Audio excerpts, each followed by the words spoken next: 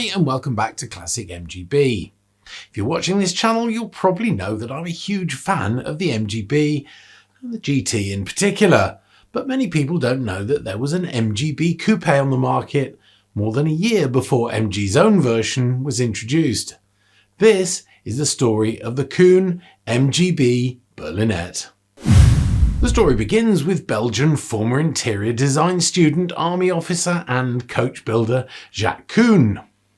Jacques sold our bath performance parts from his premises in Brussels and had also established a reputation for modifying European cars including Mercedes-Benz, Alfa Romeo and BMW.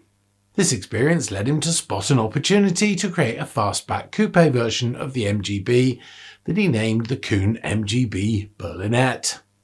Coune's MGB Berlinette was a significant departure from the Roadster, incorporating a beautifully crafted roofline that blended seamlessly into the original bodywork. Unlike the factory MGB-GT, which was designed with the help of Italian styling house Pininfarina, the Coune car was entirely Coune's creation, demonstrating his talent for elegant and functional automotive design. So let's have a look at some of the unique styling cues. The car has an elegant fastback roof, and unlike the later factory MGB-GT, Coune's design featured a more steeply raked rear window, giving the car a sleeker and more aerodynamic profile. It's rumoured that the front and rear screens came from the Renault 8, and this contributed to a usefully higher roofline. The distinctive rear hatch was neatly integrated into the design, providing access to a practical, covered luggage space. An early example of a hatchback, in fact. The side profile was altered, with redesigned quarter lights, which were larger and more curved than those on the original MGB. The front-end styling was changed through the use of recessed headlamps behind transparent cowls, although this was actually available as an aftermarket extra on standard MGBs. To match the perceived higher quality and image of the car when compared to the Roadster, the cabin received high-quality finishes with better trimmed seats and door panels to match the car's more upscale positioning. Reportedly, the rear of the car was loosely modelled on the Ferrari 250 GTO. Early cars were all made of steel, although later ones used GRP panels bonded to steel structural members to aid lightness without compromising rigidity. This, together with much improved aerodynamics, led to an impressive 112 miles an hour top speed. It's well known that BMC were impressed, and it's believed that Alec Izagonis met Jacques to discuss some sort of licensing agreement.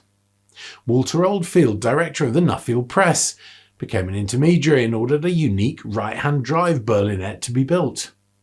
A tartan red MGB Roadster was sent to Coune in April 1964, and it arrived back in the UK in June. The car had been refinished in metallic silver blue and bore the registration number CBW55B.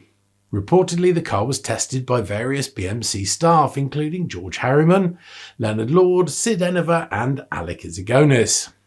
However, whether there was ever a serious deal on the table is questionable, and it seems likely that it was no more than a fact-finding mission for BMC, as Coune's construction methods probably wouldn't have suited BMC's mass production requirements, and his reported target of just 4 cars a month wouldn't make it economical for them. For comparison, BMC's MGB-GT sold over 125,000 units in its 15-year lifespan. Strangely as well, Coune's design was considered too Italian-looking by Alec Izagonis. This was particularly ironic, as when it came to designing the MGB-GT, of course the Italian design house Pininfarina was chosen. In the end, just 56 Coune MGB Berlinettes were produced. So why did such an iconic car fail commercially? Well, there's several reasons. Firstly, the car was expensive, and the required modifications meant it was significantly pricier than the standard MGB. Secondly, the car was mainly marketed in Belgium and nearby European countries, so the car failed to reach the global audience available to the MGB.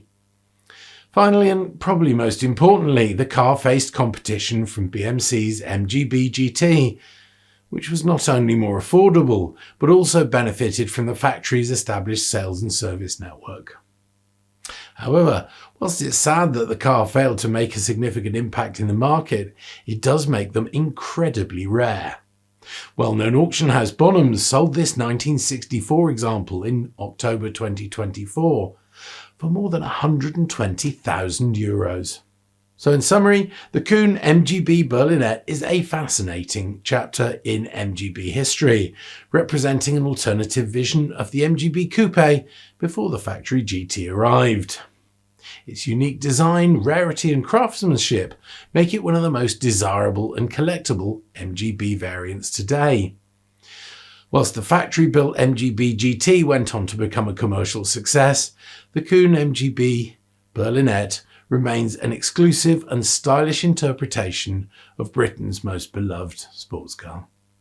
If you've enjoyed this video, we'd really appreciate it if you give it a like, share it with anyone that's interested, and also subscribe to the channel. It really helps YouTube to get our content to new viewers. As always, many thanks for watching and take care.